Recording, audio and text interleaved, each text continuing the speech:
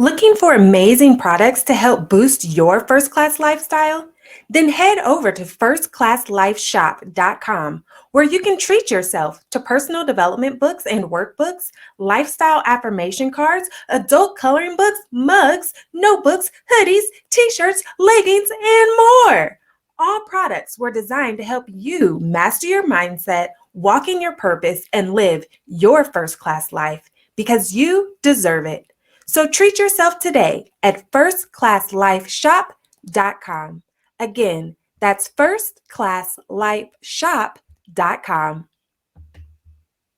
Because something that you had is lost and you spend a lot of time with it. And so we spend a lot of time in student athlete development preparing them for the time that they're no longer a student athlete to define themselves in more than one role. So I tell my clients to say, look, you're a mother, you're a daughter, you're a wife, you are an athletic director, you are a aunt. Because see, when one side dimps down, the other will push it back up. But if you own, that's why I said about the spiral up the mountain, then just go straight up. Because it takes time to build these relationships. These are different identities that you have. But if all you do, that's the same thing with a student athlete. If all you do in your 4 years of college is just go and play ball, you don't even know your professor's name. Professor don't know your name. You don't crack a book.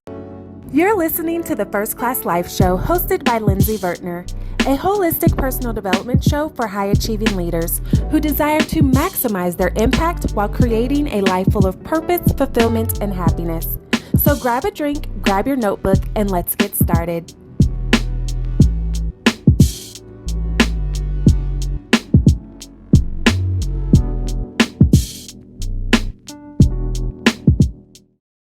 Hey there, welcome back to another episode of the First Class Life Show, and I'm super excited about today's guest, and you know how we do. We are just going to hop right into it. You can read our bio over in the description, but we are here with the beautiful Monique A.J. Smith. So welcome to the First Class Life Studios, Monique. How are you? I'm doing well, Lindsey. Yes. Good to see your smiling face. Now, I need you to tell the First Class family that's tuned in right now, who is Monique? Let us know, peel back the curtains, give us the good details, sis. Come on. Well, Monique A.J. Smith is a leadership strategist for athletic departments, sport organizations, and individuals who wish to advance in athletic administration. I have a lot of firsts in my life. I've been in athletic administration for 30 years. I was one of the first women in the business, but I will tell you, I thank you.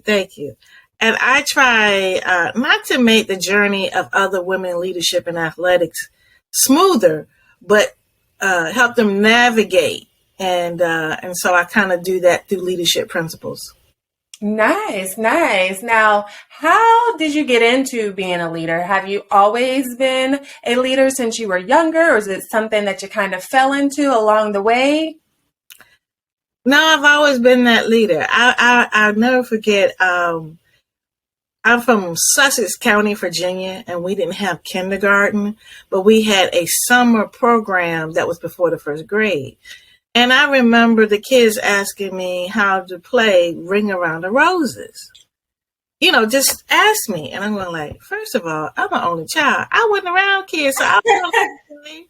But it's just something about people always came to me asking me how we're going to do something. And so, and unfortunately or fortunately, I've always been organized. So if you came to my house to have a play day, I already had it written out which board game we're going to play first and how we're going to decide who's going to play first.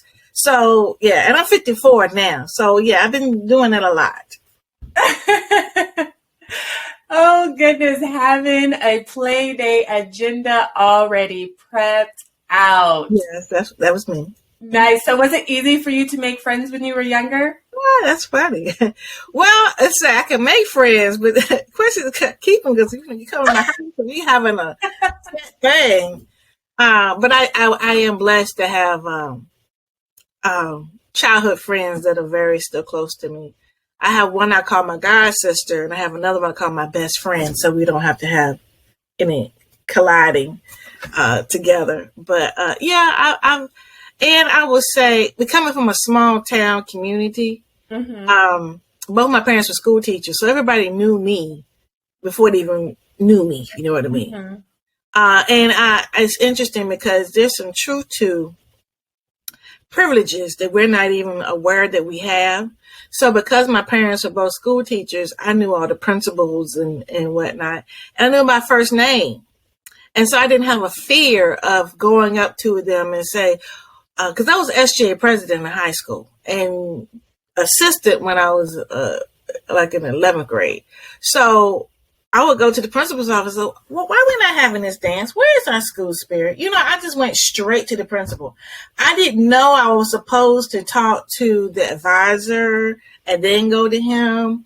Yeah. So it was a learning experience quite early about chain of command and how to get things done and not get blackballed. You know, and so it's funny because I had a student today. I teach at Hampton University. I teach sports management courses. And the student just texted me this morning to ask, how can we get esports club going? You know, he came, you know, and he's already graduated, but he's going to go to grad school. And I was like, why would he think I would know? You the one who would play esports. I was telling him that this is a career he plays all the time. But I don't know. I know the person who to tell him to do it. So that's what I did. So I am a connector. That's what people do call me. I am a connector. A connector. Now, I've heard people call themselves a connector before. And, you know, I know that there's a lot of pieces to connecting. It seems like, oh, I'm just doing this, I'm doing this. But for some people, that does not come naturally at all. But it sounds like for you that it does. So what are some things that stood out to you where you started to recognize, like, wait a minute, I have a gift, I have a skill for connecting people to each other? Well, that's interesting that we say that because it really does go into my consulting. Because when you are first and you are among the majority, and if you make the right kind of relationships, they feel comfortable to ask, I'm looking for blank, blank, blank. Would you know someone? And so that has been my MO because I want to increase the pipeline of Black women in athletic administration. And that's how you do it. You share your resources, and resources meaning people. And I have been blessed that I think I shared with you before. I have my podcast. It's been 8 seasons, but with that, I'm introducing the next crop of women into business. You know, at first it was, you know, all the legends. But when I heard, it was like, we want to see people that are navigating the space right now, such as I. So that has been helpful. So again, today, someone would say, I have an opening. Can you recommend so-and-so? Or someone says, I have applied for a job at so-and-so. Do you know anybody there? High school friends. My cousin, uncle, godchild is in sports. How did he navigate this? What did he do with this? So, yeah, it's always been that way. And don't ask me how to cook your recipes. Nah, I'm not your girl. Hey, you know your lane and you stay in it. I love it. I love it.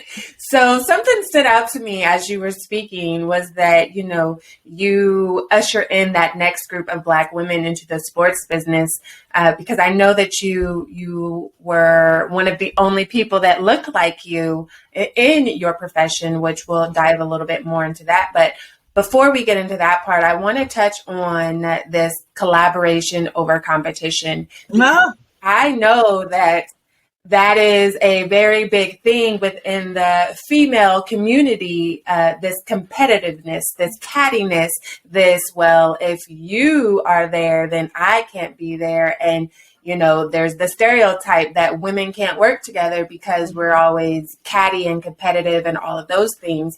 And then it doubles once you add Black women to it, because, you know, then you have a whole new set of guidelines that kind of creep in as far as, well, there literally could only be one token Black person. And so if you're that token Black person, then I can't be that token Black person. So now we're fighting to be the token Black person and be accepted.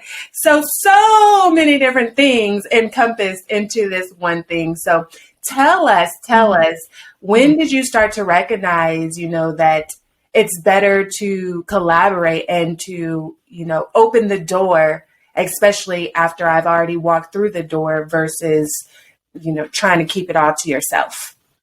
Well, I got a couple of things I want to talk about that. Okay. Because first of all, back in the day, because you kind of, the term was queen bee syndrome. Yeah. I'm here. It's only going to be one queen. And unless you can knock me off the throne, it's only be one queen. Mm-hmm. And so I experienced that early in my career. So I came from being an athletic director at 28 years old. And then I went to a Division I level.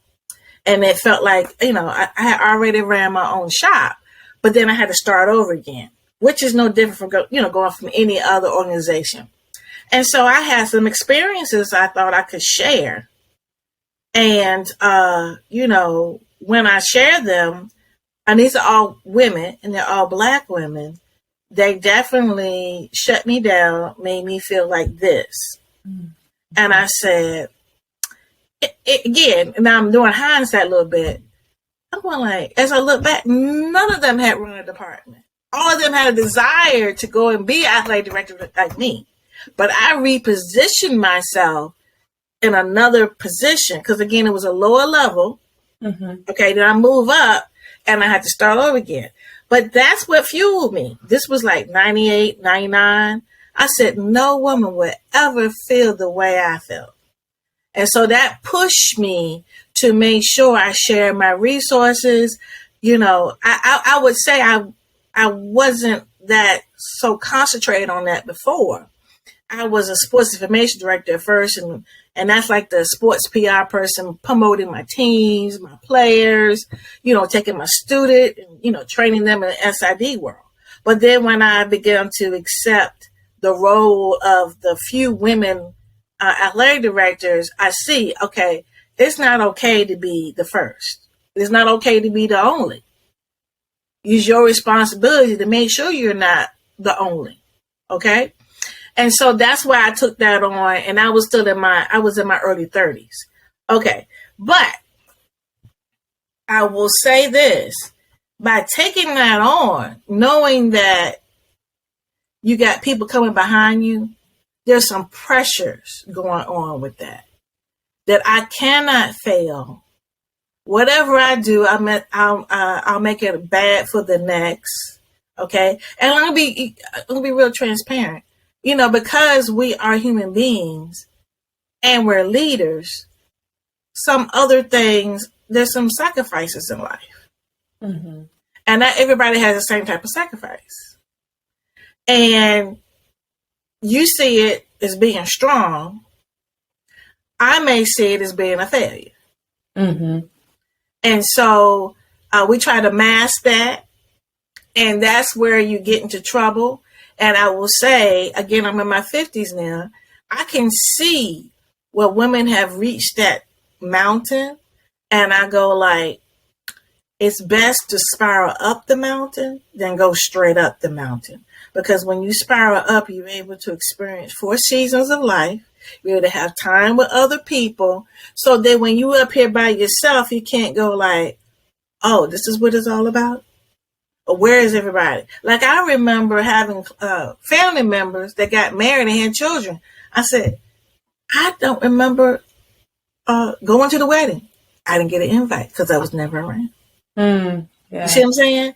And here the people, I'm going to high school graduations. Hey, you were born. That's why I was like, snap back. I'm going to have to, experience full life. Because again, when you're just trying to make it, you're just trying to go up the hill. And you're not looking at experiencing all of life. And I will say, and since the pandemic, I've seen many women give up the ADC to be a number two for their family. And I'm proud of that. Or go to an organization where they are in the mix, but not the top person, so that they can. Because again, kids are not going to stay kids forever. So you don't want to miss out on all of that. Now, I am married. I'm in my second marriage. My first marriage did end. And that was what I was talking about, feeling like a failure, and how to deal with that. And I didn't really deal with it. And I don't have children, but I am a caregiver. My mother does live with me. So I have to definitely consider other people now. You see? Yeah. That is definitely something to be mindful of, that you aren't so focused on making it that you go straight up ignoring all the relationships around you, because, we're in this life to do life together, and we all have a natural instinct, a natural urge to want to be connected to other people. And so what advice would you give to any leaders listening right now that maybe feel like they don't have the best relationship building skills? Well, relationship building skills. It's funny because you went to it in the beginning. You asked childhood, like when you think about it, when you were a kid and your parents were in the store and you saw another kid, you automatically said, I got a new friend. I don't know. My god sister was very shy, so she wouldn't probably say that. But for me, that's how I was. If you were on my eye level, oh no, we could bond. We're gonna be able to connect. And I would say, and if you were, I've never been. I am my only child, so I can play by myself. I like to read, but I'm definitely not an introvert. But I would say, and my god sister was and she feeds off of me to make her connections. So I would say, if you're an extrovert, just slow down a little bit to connect with folks. If you're an introvert, start with the one you do know, and be able to connect with other individuals, like connect. And it's really important because it's like, I teach this. So it's like, how you communicate. So if I'm an extrovert, I'm all up, hey, how you doing? I need to slow down to be able to connect. Okay. But if you're an introvert, you need to speed up. You follow me? But you have quality relationships because you do the 1-1-1. I'm just saying, increase your 1-1-1s. I'm not saying you go on the stage and say, hey, look at me. But if you go into the room, and I do this now, I strategically pick who do I want to meet if I go to a conference. Okay. Yeah. And then if I don't know anybody, I go 0 on the 1. And luckily the person, this happened to me last weekend. I went to a Hall of Fame, ceremony. I went to the person who was my former client, and he must know how I tick, because I stood right there and everybody passed by. Hey, do you know Monique?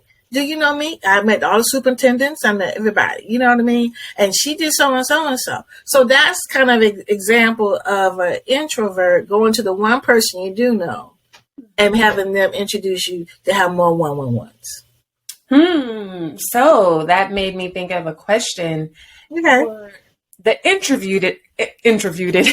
for the introverted family that's tuned in right now, what if they do go to that conference or that event or, that function, and they don't know anyone to approach them and help them to expand their 1-1-1? Then what advice would you give then? I would say do the same. Find one person that you want to meet. It's the same thing as a kid. Somebody's on your eye level. Someone who may be sitting where everybody else is talking. That's a person at your eye level. Somebody who communicates the same way what you do, and make a connection that way. Yeah, I like that. And I like that you explain somebody at your eye level, somebody that communicates the same way that you do, because you already have a connection right there. Like, oh, wait, she's kind of quiet. I'm kind of quiet. Mhm. It might might have to put a little extra effort in making the Right. connection, but it's not as intimidating as if you're a quiet person and you're walking up to the loudest person in the room Oh, and vice yeah, versa. that can be intimidating. Yeah. Yeah, yeah, that can be intimidating. I am naturally an extrovert, so but I could definitely see how that Yeah, like you can really. scare the poor child away. Yeah, yeah. As my husband would say, "Where your cool points? Where your cool points?" Nice, nice. So you mentioned that you were an athletic director at the age of 28. And that seems like, a higher level. Not everybody is familiar with the hierarchy of, athletics and things like that. And so kind of explain how you obtained getting a position of that nature at Mhm. what some would consider a young age. Yeah, it was. It was very much so. And let's be clear, it's by default. I was hired by a woman who was the first female athletic director for the CIAA, which is Central Intercollegiate Athletic Association, HBCU, Historically Black College University, Division II conference. And so everything's happy go lucky. And then she became ill after my first year. And I went through 5 different athletic directors, 5 different supervisors. So, an athletic director is very similar to the principal. Okay. All right. And so, they oversee all grades. So, the teachers are the coaches. Okay. So, that kind of helps you understand a little bit. The superintendent is like the president of a college.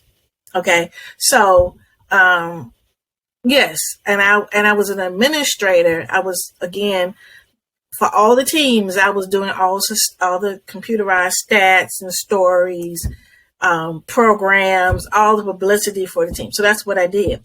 And it just so happens that I couldn't get my roster done until somebody went to find out who was eligible.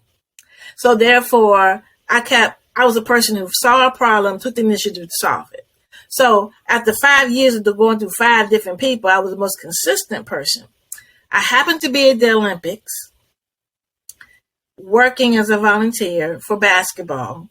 My president tracks me down and says, your athletic director is leaving. I would like for you to take the position. And I was like, and I already told you I was going through some stuff. And I was like, I don't know. Let me think about it. So took that night to think about it. That night, the Atlanta bomb goes off at the Olympics in '96. And I said, life is too short. I shall take it and I will learn on a job like our other counterparts would do. And that's what I did. I love that. So it sounds like you had some hesitation Oh, as yeah. far as accepting the position, and Mm-hmm. maybe you can expand on what some of those hesitations Mm-hmm. were. Well, and it's interesting because I'm going to do, I haven't decided how I'm going to do it, but another, maybe a challenge or a mastermind on the topic of politics is not a dirty word. Mm-hmm. And it's nothing but a game. And so that's the main thing when many women do not want to advance because they don't want to deal with the politics. But do you play spades? Not in a long time, but yes. Okay, so I try to use spades to explain politics. It is spending the time of building relationships to be able to beat the issue, to beat the hand. Okay. And most of the time it may not be you playing. You can play off and the other person play for you if you spend time building great relationships. Or the person can tell you, well, based on my experience. So those are the things. The main thing is always the politics. They think that if I just do my job, hold my head down, I will advance. And I'm here to tell you, staying at one job, holding your head down, getting a gold watch are over. It's over. I don't care what industry you're in. Okay? And so you got to be able to learn how to promote yourself. You got to be able to spend, and anytime you get that nervousness, like, oh, what's going to happen? Like the pandemic. I mean, decisions were fluid. And people who need to have consistent, rigid thing, they're freaking out. People are spontaneous. Okay, we can go with the flow. But if you can take the part of, we're all in this, when the rules are being written as we go, spend your time building relationships with those who are making those decisions. You'll learn something from it. You'll get a connection with someone, and it hopefully will calm your nerves versus staring at the water cooler and talking about what coulda, shoulda, woulda, And so being young, I'll be honest with you, I learned after getting the job about relationships beyond your unit. So I'm in this position. I can't move the bus because we haven't paid the bus company and I don't know when. I can't get the uniforms because we ain't paid that bill, So the relationship building had to go beyond the people I see every day. I had to go and build a good relationship with the accountant guy. So then I can tell myself, look, you need to pay these people. You can hold off on that one, because he's the one who told me, you just can't come in here and demand about your check. You need to come in and say, hi, how you doing? I'm like, yeah, but I ain't got time for all that. Like, I even right now, I have a real hard time with doing the niceties on a text because I feel like we already know each other. The conversations continue. I don't really feel like, and don't do this. Do not do this. But I don't feel like I need to go like, oh, I hope you do well. How's everybody? When I got something I need to get to. So that would say really relationships outside help me elevate. But I didn't know that. And it took somebody at eye level. This person was young like me, and we used to call him Little Boy Wonder. I mean, the president really just loved everything he did, and he was brand new. And it was somehow or another, it's like game, respect, game. You know what I mean? And so he was helping me, and he loves sports. And I'm all like, look, I don't need no more fans. If you want to be over here, you need to bring some skills and help us. And then you can hang out with us. I ain't giving no gear out until you prove your worth. So he showed me how to do spreadsheets, and then I showed him some stuff. I mean, that's the kind of thing that you, about building relationships with folks, letting your barrier down so that you can grow a little bit more. And I honestly, it was more my personal life, my self-confidence went down. And then when I said yes, and then got out of my gym and went up the hill to another office, saw another person at Island who could help me, okay, my confidence went up. So I always tell women too, I said, you need to be networking with other people in other parts of the campus or other industries. Let's just say you got a sponsor that's a bank, and she has leadership experiences very similar to yours. Take her out to lunch. You don't have to be looking for somebody that's in your back door and fear for the politics of it getting back. That's why networking across industries, big networking within industries is so important. Yes. What I heard you say in that was you have to be okay with getting outside of your comfort zone. Very much so. Mm-hmm.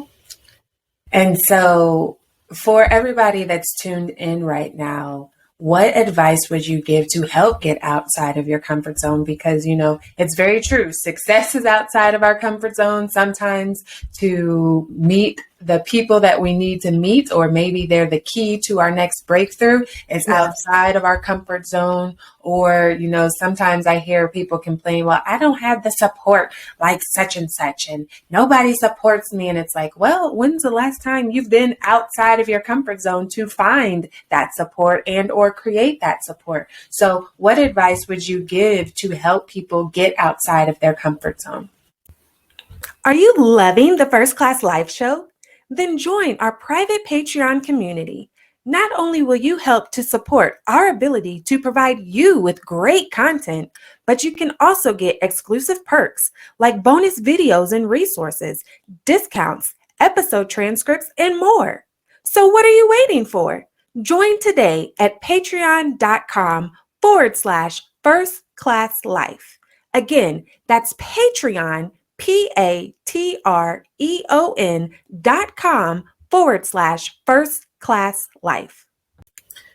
Well, first, you got to get okay with being uncomfortable, because that's the only way growth is going to happen. That's one reason why my podcast called Chat in the Garden, because I'm talking in the garden. I'm talking a place where you're going to grow. Mm-hmm. I'm not up here with this good Philly stuff. Now, cherry, happy flowers, okay? But it took a lot for this flower to grow, to be beautiful, all right? It had to go through a lot of dirt. And dirt can mean a whole lot. If you're from the country, you really know what dirt is really made of. So I'm from the country. That's what I say. And so even Mary got a song called out, talking about dirt and what it makes. Okay. And so you got to be able to embrace that. And it smells kind of bad. All right. So you're going to have to be able to accept that. Okay. Because honestly, if you don't grow, you're going to wither and die. Okay. The other part is I wrote a blog for the Boss Network called Lead Your Ship. Lead Your Ship. And my last line was own your ship to lead your ship. Okay. And so, this part about blaming other people because they have, better support systems and things like that. You need to do self-awareness. I mean, the first part of leadership is self-awareness. And, what does support look like?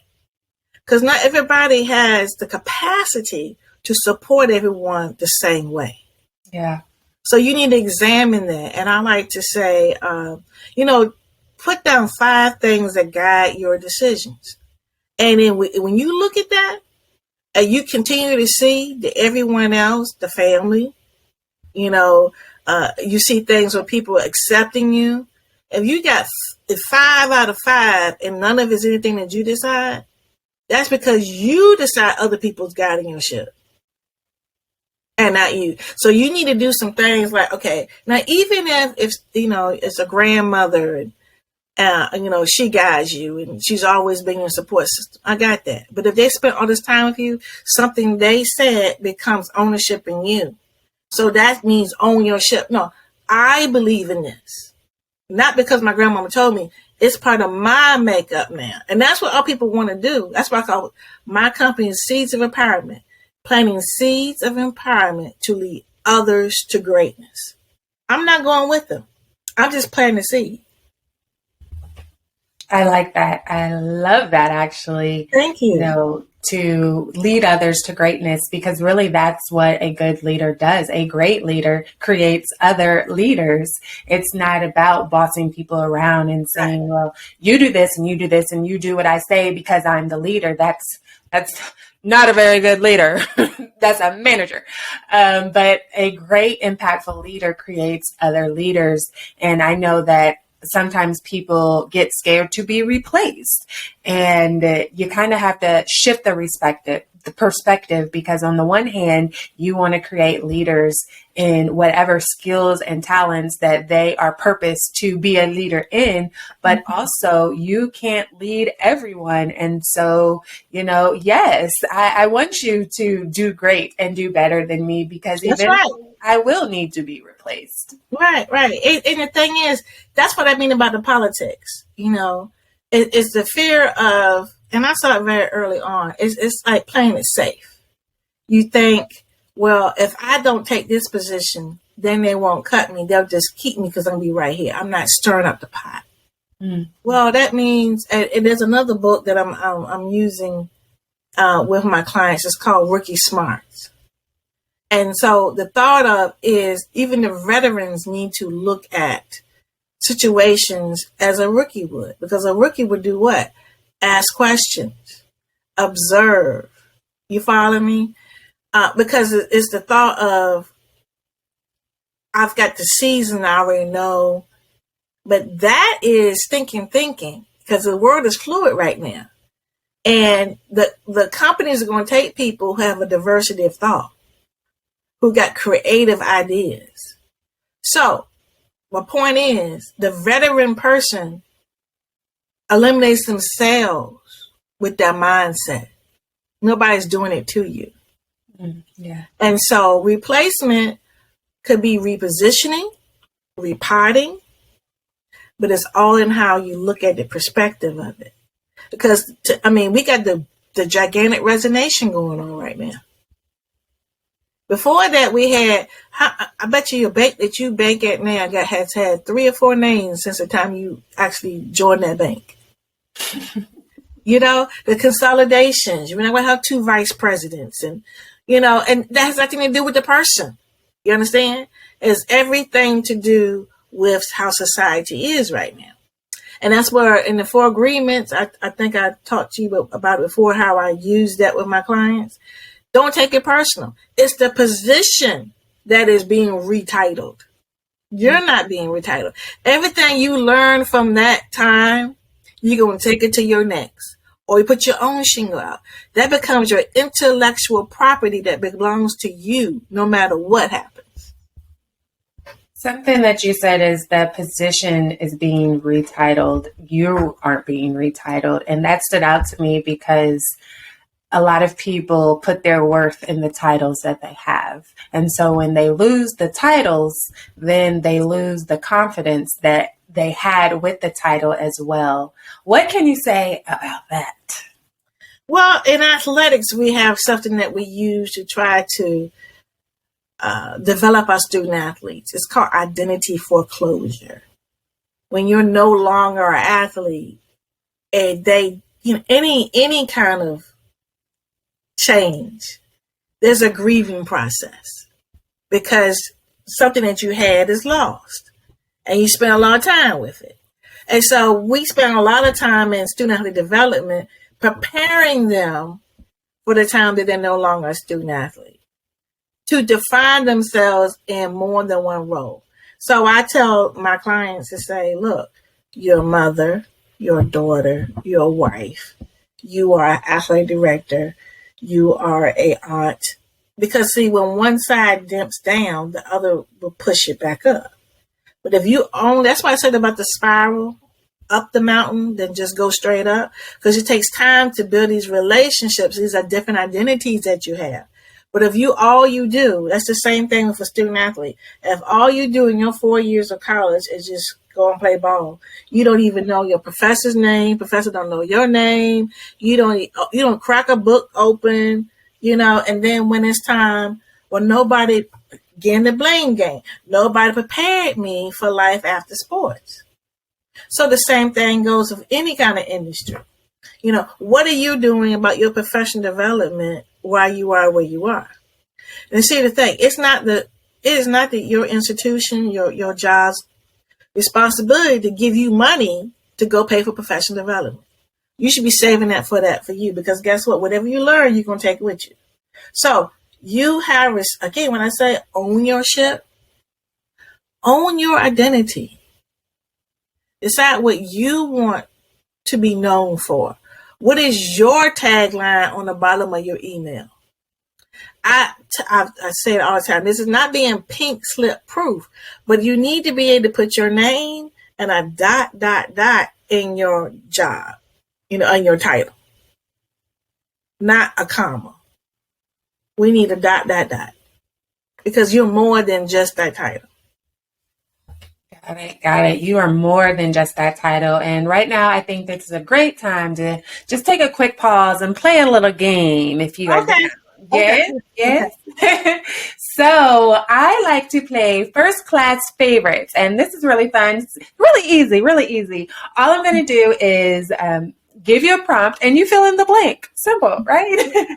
The catch is you have to answer in 10 seconds or less. So let me grab my timer, and it's nice because I'm going to explain a little bit more about why First Class Favorites is so amazing, why it's popping, okay? But I'm going to start you with something easy, all right? So, Please what do. is your favorite color?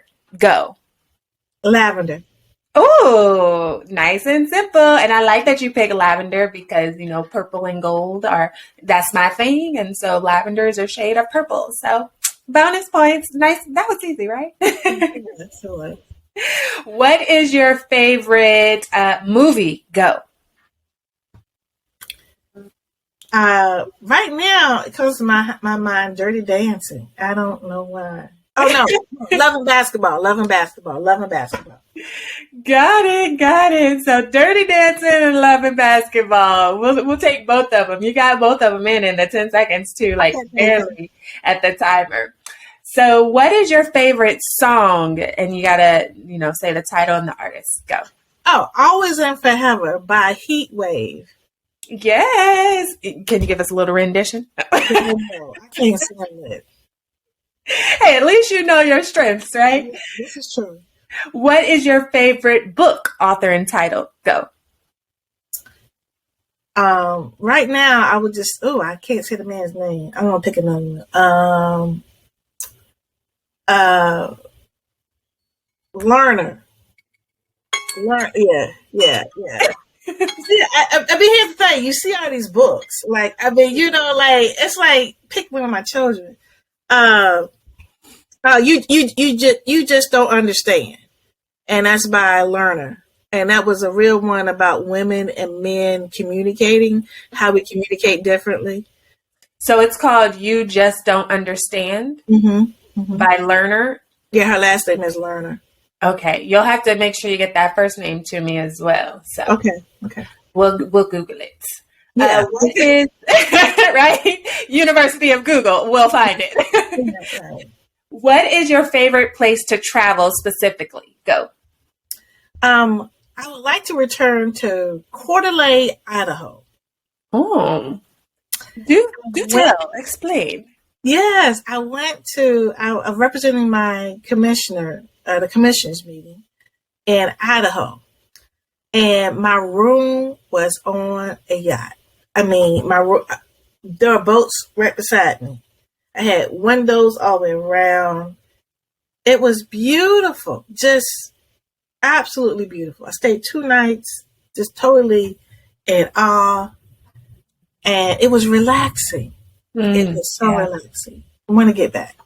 Nice. Speaking of relaxing, what is your favorite activity to do to relax? Go. Read. Yeah. I love that. Thank you for playing First Class Life Favorites. And this game is so special because a few of those answers are going to go to our special First Class Favorite Things list. Okay, so your favorite book, travel, relaxing activity, and songs. Now, if you want access to this list, First Class family, you have to make sure that you are a member of our Patreon community so that you can get our uniquely curated list of First Class favorite things, because it's an ongoing list that was authored by all of our phenomenal guests here at the First Class Live Show. So thank you for contributing, Monique AJ Smith. Thank you for asking. Yes. Now let's hop back into this conversation because, it's been good and it's only getting better. So we've talked about, building those connections and building those relationships and the confidence that we need to maintain outside of our titles. And so I know that you often use the 4 agreements when you're working with your clients. And so how does the 4 agreements work with connections and relationship building and building your confidence? Well, I'm going to take a squiggle just for a second because that does require a launching part. So, because the 4 agreements is nothing but dealing with relationships. And so, the 4 agreements are don't take anything personal. Always do your best. So, when I deal with perfectionists, I'm like, this is the one you need to concentrate on. Okay. And again, we talk about positions, talking about titles. I always say that they're attacking the position, not the person. No matter who was in that position, they would be upset with, you know. And so the third one would be never make assumptions. So this is asking questions. So when you assume something, you think people understand, you think that they're upset with you, ask the question. All right. And then lastly, which I think is the most important one, is be impeccable with your word. And yes, it's obvious, you know, when you say something, you say what you mean, you know, don't gossip. But the part that's the most important is the words you say to yourself. And you can shipwreck yourself because you have a whole scenario. And again, it's a relationship. You thinking somebody's upset with you. Again, go through the 4 agreements, which one, and let that be your lifesaver, you know, get you out of the water because you didn't shipwreck. And that's what I mean about using this 4 agreements to help guide people's leadership. Yeah, I love it. I love it. I love it. I actually have that book on one of these bookshelves. Yes. Not that one. That's my spiritual bookshelf. And so, right? Oh, no, she got categories. Yeah. Or whatever. Yes. I just throw it in there. It is in my office. It is one of, in a higher a grade, I should say. Like if you had to grade the books, all of the other books are like in a whole nother floor on a whole nother room. And so, but yeah, I have like a spiritual area right there. I have all my books in one area, like all of my friends' books or people where I actually know the authors in another area, all my personal development. Yeah, girl. I think that might be a fun project whenever I get some time. Yes. My husband did my office, so I don't know how he did the books. So, you know, that's why I can't find anything, but that's fine. That's good. I better look for something and I find something else and I start reading that. So that's good. Yes, I always have to organize my own book. So when I'm looking for something specific, I know where to find it because I love to read just like you. So I would like to ask you a very, very important question. So if you are new to the First Class family, then I need to inform you that First Class Life is actually an acronym for all of the characteristics and skills that you want to embody into your lifestyle to create a life full of purpose, fulfillment, and happiness, okay? Because you determine the quality of life that you live. They say the life that you're living right now is a result of the thoughts you had 5 years ago. And so it's important that we're intentional about what we are creating in our life. And so if you want to know what those factors mean, then you have 2 options. One, you could either go listen to the very first episode of the First Class Life podcast, where I explain each of the factors in detail. Or 2, you can head to firstclasslifeshop.com and buy the book, okay? And I explain it again, plus you got bonus resources. But as for now, in the moment on today, Miss Monique AJ Smith, please tell us which key factor of First Class Life do you resonate with the most? I put down 2. Okay. That's fine. That's fine. Okay, good. So the first one would be leadership. Okay, because that's all me. That's just been me since day one. I think again, the first person you need to lead is yourself. And so my second one will be reflective. So reflective, it goes with being self-aware of your actions and your thoughts, because your thoughts end up to be the actions you do. And then you look at your habits, because your habits, again, accumulation of it becomes either good habits or bad habits. And you have to be reflective to figure out what you're doing in order to course correct so you won't shipwreck. Yes, so you won't shipwreck. Okay.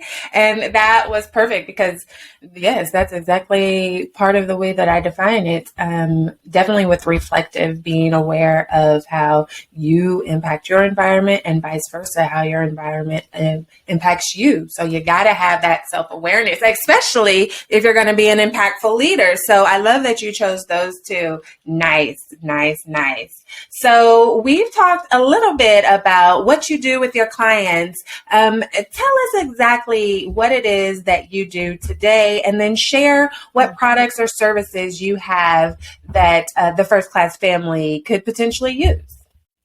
Well, so as a leadership strategist, the part where I deal with individuals, I really enjoy that. So I have a couple of ways I do that. One is one-on-one executive coaching. So that's for individuals who wish to be in athletic administration. And second, it is a group coaching. I call it the mastermind. Because some people want to be able to just to have a safe place to talk about things that's going on, and then my strategy for helping them in their leadership. Most times this is an athletic director sitting in the seat. Well, then we have the others who want to advance, and you can get that from me from group coaching. But you also get to network with the other women who are on that journey.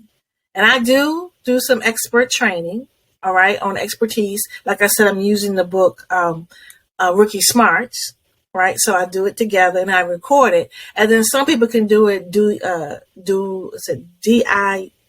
yourself, DIY.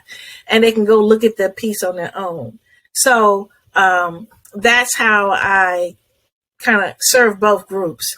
One is one-on-one, is a higher level, and then there's a group, and we meet every third Sunday by Zoom, so to connect. And then I have a private Facebook group called A Chat in the Garden with Monique AJ Smith, which has 2,300 individuals, 90% are women. And it's a companion to the podcast where I interview African-American female athletic administrators every week. And that's chatinthegarden.com. So that's how I serve my community. Most of the time, which now we're opening it back up, I do travel to do university workshops for staff retreats, or I do some work with the student athletes in that capacity. And when I do travel, I try to have connecting events, whatever hotel I'm in, I either have it in the morning or the evening. Because again, here's the funny thing. People can live in the same city, don't even know each other. But when I come in, I connect vines and minds. I connect vines and minds. Nice, nice. Now, I know you have a special product that you would like to share, promotion. Go ahead and tell the first class family about that. Well, I think this would be great for this group because this is removing the face. And my chapter is Public Figure Mask, Exit Stage Left. And what I like to share, again, is how to deal with the pressure of being a first. So that becomes across industries.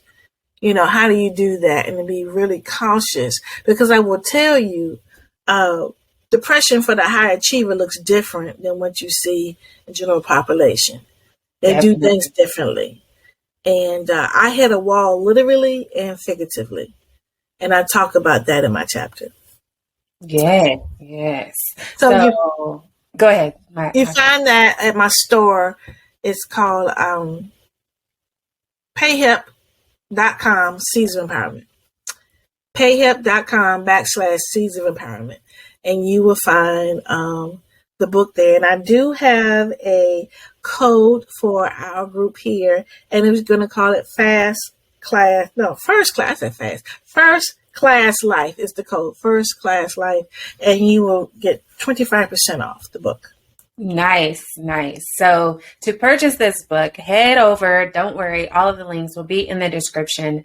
First Class Life will get you 25% off of that book. Now, listen, you just said about the high achieving leader and what that looks like with depression. And so I know we're wrapping up, we're closing this show out, but if it's okay, I just want to ask you one more little question around that, because I think it's very important that we do talk about what depression looks like for the high achieving leader, because it often is not stereotypical to what the media shows us or to what the average person deals with depression. So could you share just a little bit of what are some signs that you may have depression as a high achieving leader? Well, one of them, I'm thinking about my clients that I've said this to, and they're like, "Oh, you're right," and then they go seek therapy. You can't find your keys. Like, you constantly can't find anything. You just feel very disorganized. Where now, if you were always losing your keys, it doesn't make a difference. But if you're one of those people who seem to be organized and can't ever find anything, you can't get anything done. That just means you're disoriented and it is causing a problem.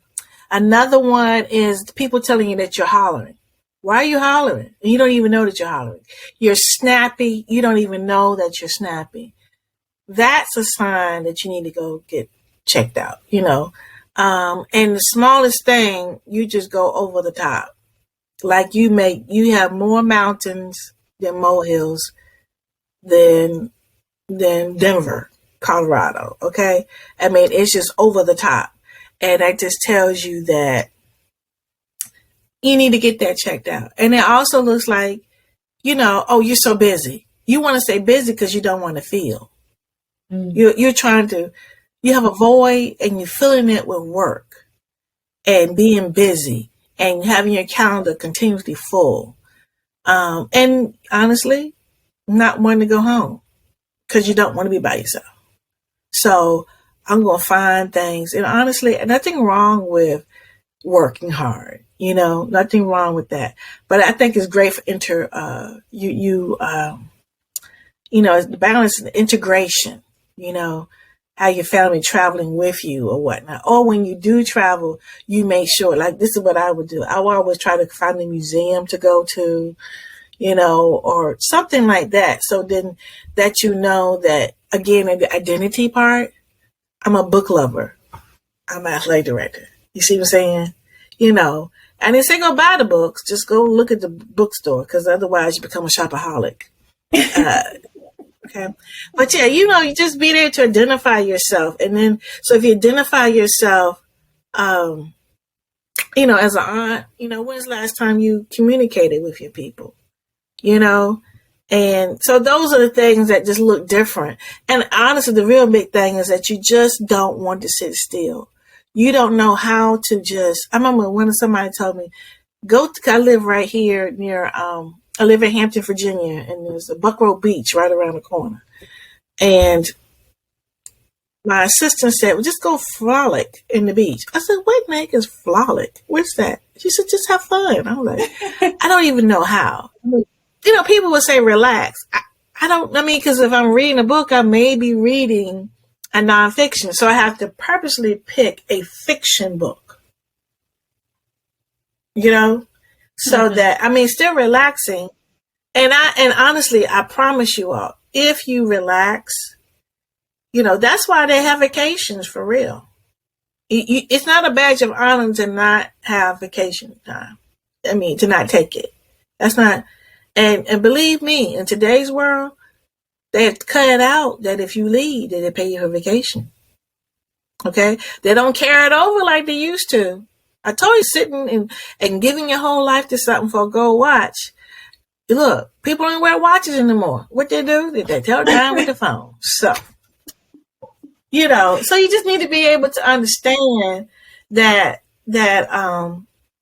when you put your whole identity into a job, you are lessening your lifespan. Yeah. Thank you for sharing that. And we will take that as, final advice, that closing advice. So much appreciated. And listen, make sure you're a member of the Patreon community, First Class Family, because she was just talking about relaxing, and reading. And so that's why we have First Class Favorite Things. But if you want access to that list, you got to be a member of our private family, okay? Because if you're a reader, we have a whole book list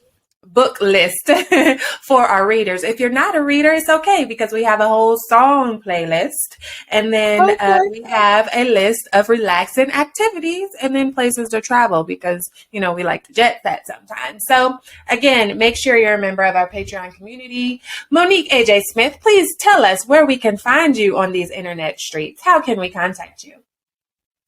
I like to communicate on LinkedIn. I really like that. So find me on LinkedIn, Monique A.J. Smith. Yes, nice and simple and easy. All right, family, you heard it here first. We've been having an amazing chat with the lovely Monique A.J. Smith. Please make sure you reach out, share this out, leave your comments and all the good things, okay? We know that you can be doing anything in the world right now, but you are here with us and we are grateful. So go out there, keep being a high achieving leader, and make sure that you create your first class life full of purpose, fulfillment, and happiness. Until next time. Bye. Do you want to be surrounded by other high-achieving women who are working on their goals just like you? Are you looking for your circle that's passionate about their own growth yet still wants to see you shine? Do you desire to be supported through collaborations and connections instead of competition? Then Cowork and Chill is your place to be. Cowork and Chill is a hybrid of virtual co-working and virtual networking. It's a community of women who are striving to build living legacies. This is the space to create meaningful relationships with other equally yoked women where you're being poured into just as much as you pour out. So if you're looking for your crew for supportive accountability, then sign up today at coworkandchill.com. That's COWORKANDCHILL, coworkandchill.com. Unfortunately, all good things must come to an end, but please be sure to subscribe to the First Class Life Show. And don't forget to rate, leave a review, and join our private community so that we can continue to provide you with great personal development conversations to help you maximize your impact while creating a life full of purpose, fulfillment, and happiness. You deserve it.